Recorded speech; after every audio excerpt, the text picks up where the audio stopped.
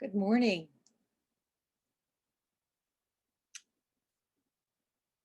This morning's Sunday talk will be given by Chigan Roshi, and he will lead the discussion. I will be leaving for Daibosatsu Zendo tomorrow and will be there for anniversary session and hope to see all of you, if not in person, on Zoom at that time.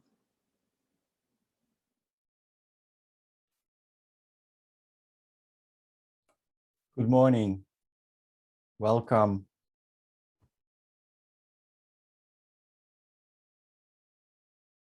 To the last Sunday of the month of June. Time flies. We hear that quite often. And here in the Northern Hemisphere, where I find myself, and probably a good number of you also find yourselves, summer has come. Last week, the solstice came. And the days are already getting shorter once again. Yet we are aware also of this record-breaking heat. Heat in the northwest of the United States, never experienced before. So nature tries to teach us something here that can also be clearly applied to our practice. Even though the days are getting shorter, there's less sunlight. The cumulative effect, the being steeped in the heat, the retention of the heat, the becoming the heat, is like in our practice, as we come closer and closer to be fully permeated by it. Heat is just one image of that, nature. Sometimes it is also said in a simile that if you walk even through the finest of mist long enough, eventually your clothes will be thoroughly drenched and you'll be wet all the way down to the skin. So today, my question is, well, what is it, this practice? What does it mean when Shingon Roshi tells us going to Daibosatsu Zendo for a session? Are we retreating into formal practice? Are we retreating from the world? What is happening after our 14-month-long session of this COVID pandemic? Is it ending? How are we to look at all those changes, those challenges? And the term comes to life, at least in my view, that we hear off and on, and I have used it here and there, but it is of central importance, at least for walking this path from the point of view of this practitioner sitting here, giving this talk. And that term is Angya, pilgrimage. We hear it when we recite the Kozen Daito Kokushi Yuikai. After the pilgrimage of this monk has ended, Angya no Nochi, after that pilgrimage taking us where? Through landscapes, seasons, times, into isolation, towards community, in community, away from community. So what is this Angya about? Is it seeking? Haven't we heard from Master Rinzai not to seek? Hakuin Zenji, why are you seeking far away? I would like to read a short passage from one of our ancestors, Daiye Soko, who lived in around the turn from the 11th to the 12th century. He's in the 49th generation after the historical Buddha in the accounting of the lineage. And his teacher was Engo Kokugon, of course, then in the 48th generation.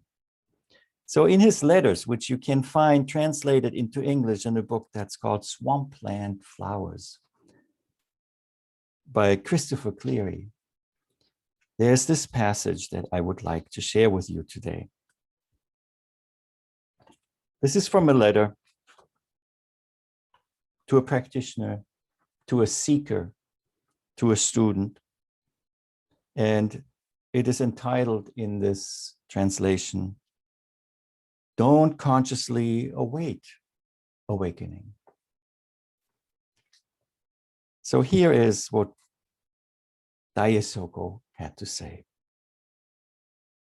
Haven't you read how in the old days Master Tzu said, the ancestors coming from the West only means that winter is cold and summer is hot, night is dark and day is light. Daiye continues, it's just that you have vainly set up meaning where there is no meaning, create concern where there is no concern, impose inside and outside where there is no inside or outside, and talk endlessly of this and that where nothing exists. Therefore, your cessation cannot be perfectly clear, so that you cannot be independent of the senses and the sense objects. By this assessment, you have never come here to my place seeking words of instruction. And I have never written or said a single word for you. Winter's cold, summer's heat, night's darkness, day's light, inside, outside, in between, east, west, south, north, have never varied, never increased or decreased, even the least little bit. What's the reason? Our school has no words and phrases, nor is there any doctrine to give to people. Since there is not a single doctrine to give to people, what's this that's written right here? And what is it that speaks of winter's cold, of summer's heat, inside, outside, and in between? What is it that has never shifted east, west, south, or north, even a hair's breadth? Ah! Existence cannot be grasped. Non-existence cannot be grasped either. Winter's cold and summer's heat cannot be grasped.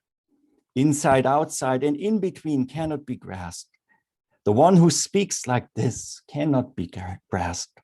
The one who hears such talk cannot be grasped either. Not even a fine hair can be grasped. Neither you nor I can be grasped. Amidst ungraspability, apprehending things this way, when you get to this point, how will you seek? Even this how will you seek has no applicability. Hence, these words too are not acceptable.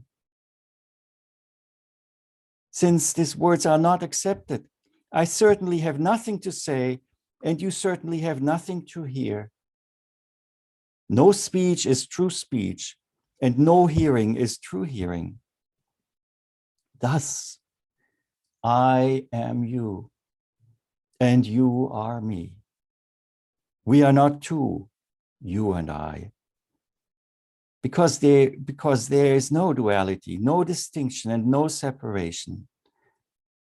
When the colossus of Chochu eats yellow lotus, the iron ox of Shansi tastes the bitterness.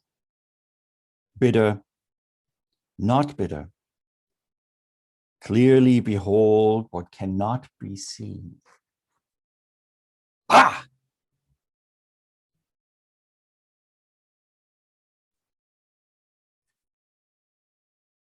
We might complain about the heat.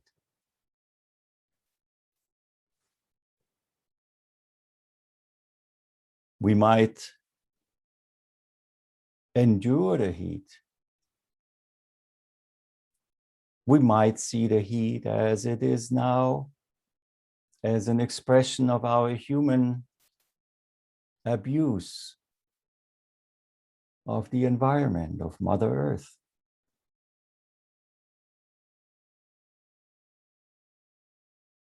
Hot and cold, bright and dark.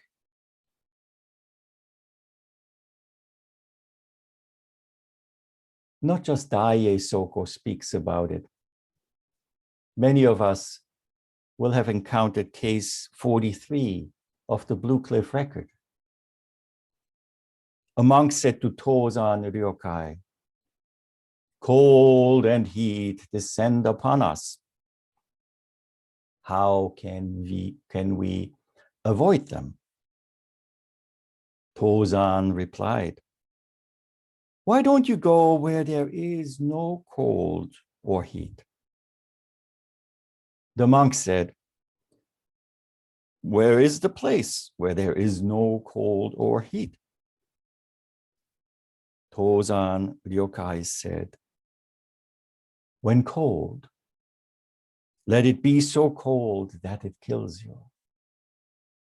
When hot, let it be so hot that it kills you.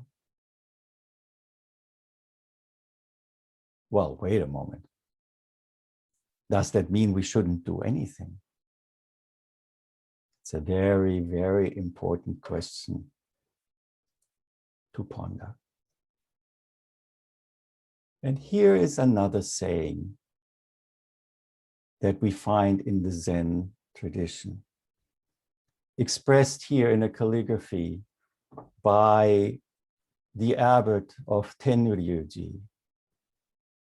The first 4 characters of an 8-character saying. And these first 4 characters, which you might find on calendars of this year for the month of June, that were given as gifts, it reads Ho Ho To Jakusu.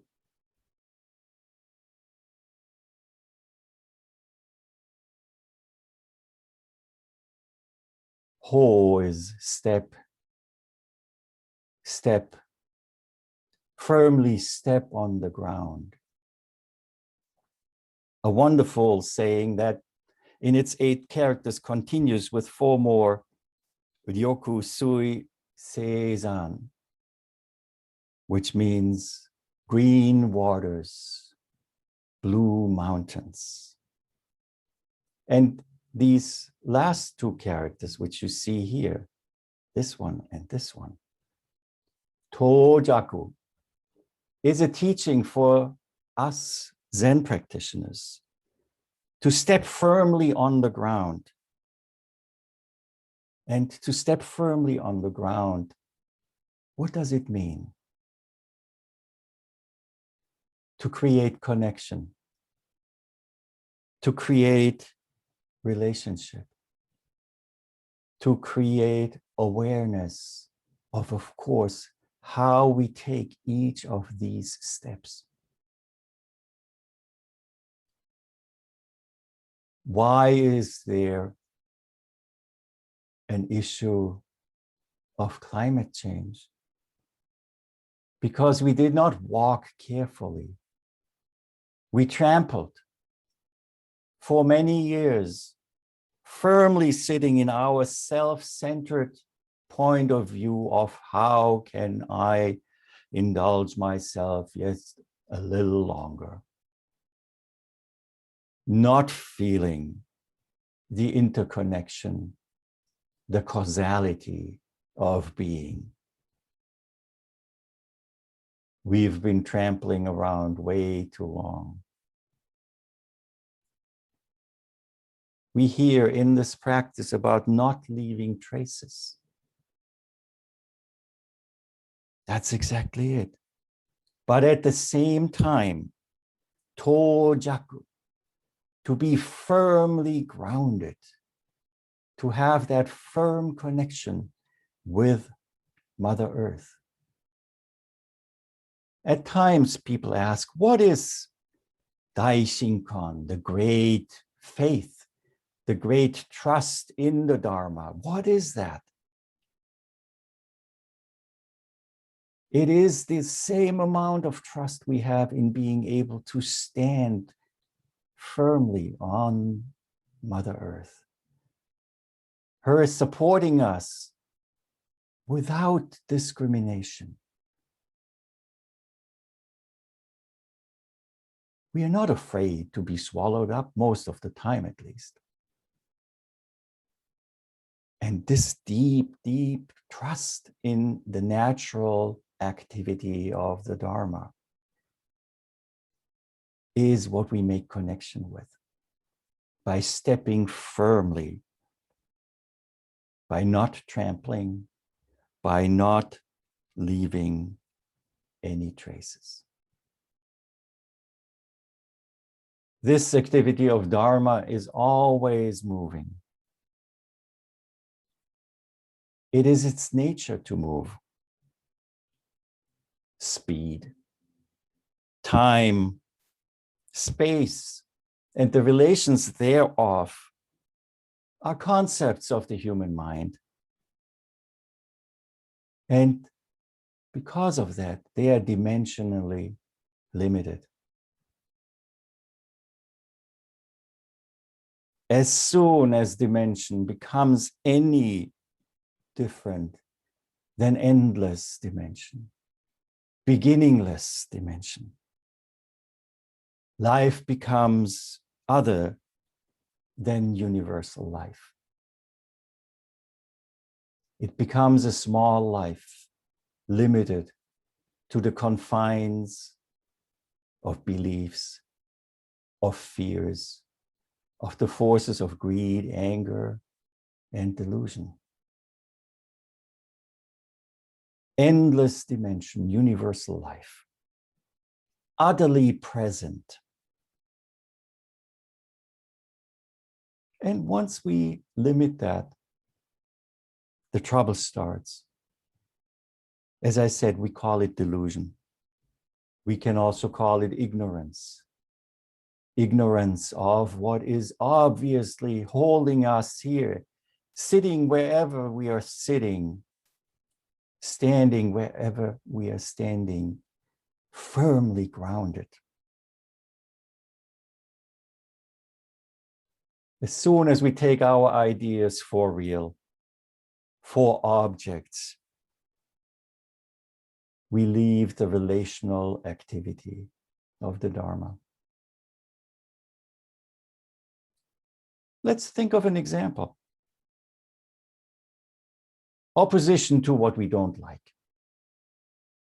We call it sometimes pushback. And just by that, we know two-dimensional pushback has only two-dimensional effects.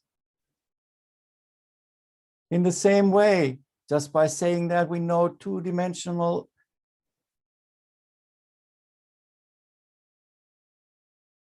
complete, unquestioned affirmation is just the same thing, turned 180 degrees, but still the limited activity. Larger issues cannot ultimately be addressed in this two-dimensional way, only prolonged. Pushing, pulling, pushing, pulling, pushing, pulling on this flat plane. Yet, shall we just die from the heat and not do anything? Of course not. We need two-dimensional symptomatic treatment at times to save life, to have the ability to live on for deeper changes to come. When health and life are at stake, medicine becomes necessary. And then when we are strong enough, we can go forward in good health and begin the heavy lifting, still treading lightly, firmly connected with the ground of the Dharma that supports us.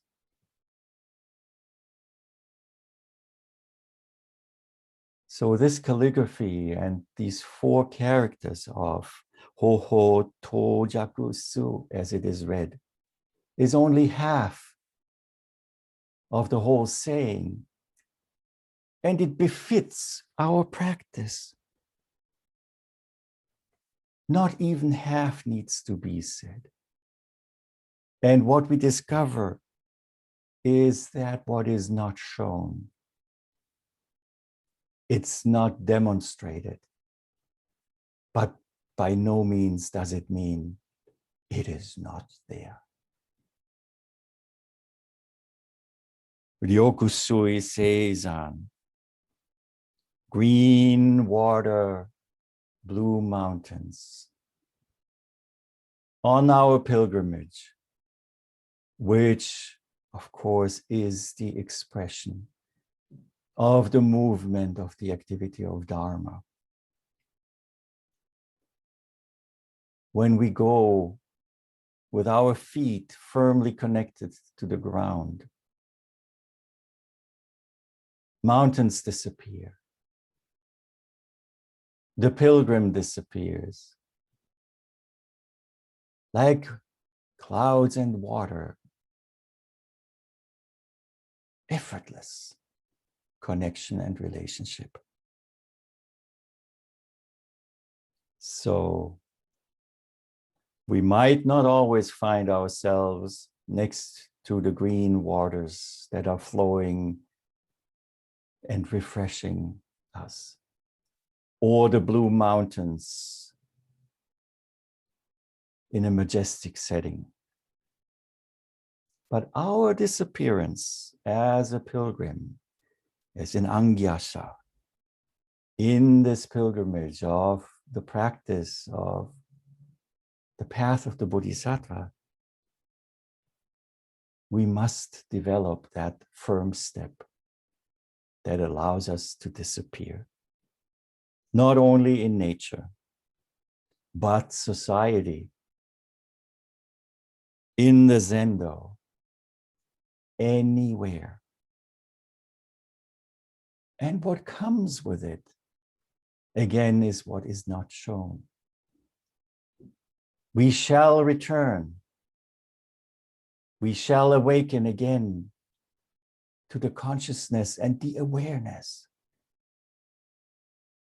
of those beautiful blue mountains, those refreshing green waters, along with the need to see where our Bodhisattva energy can be expended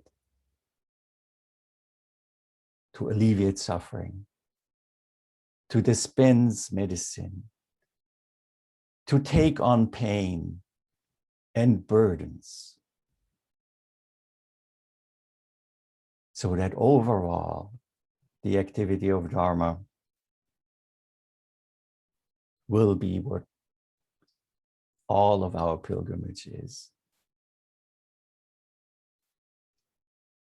The gratitude that comes with this reappearance here in this human world, despite all of the challenges that we might have to face.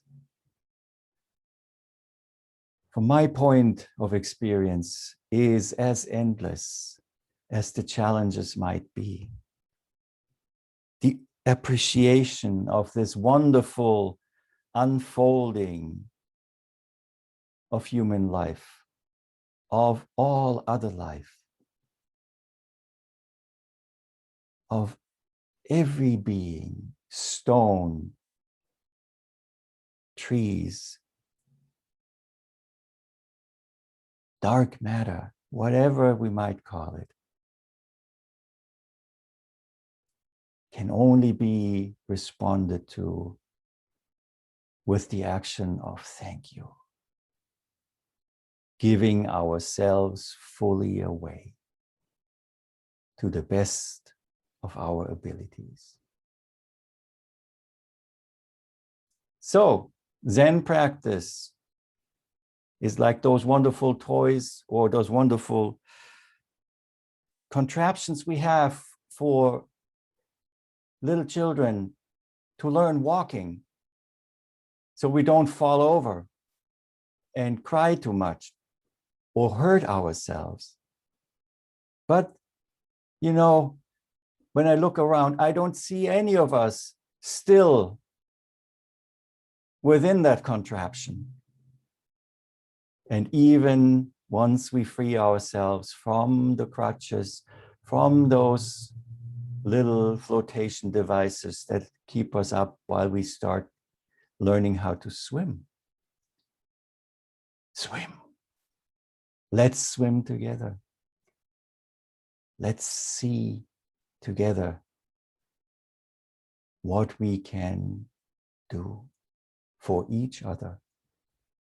Born, unborn, present, unpresent. Thank you. Thank you. Thank you.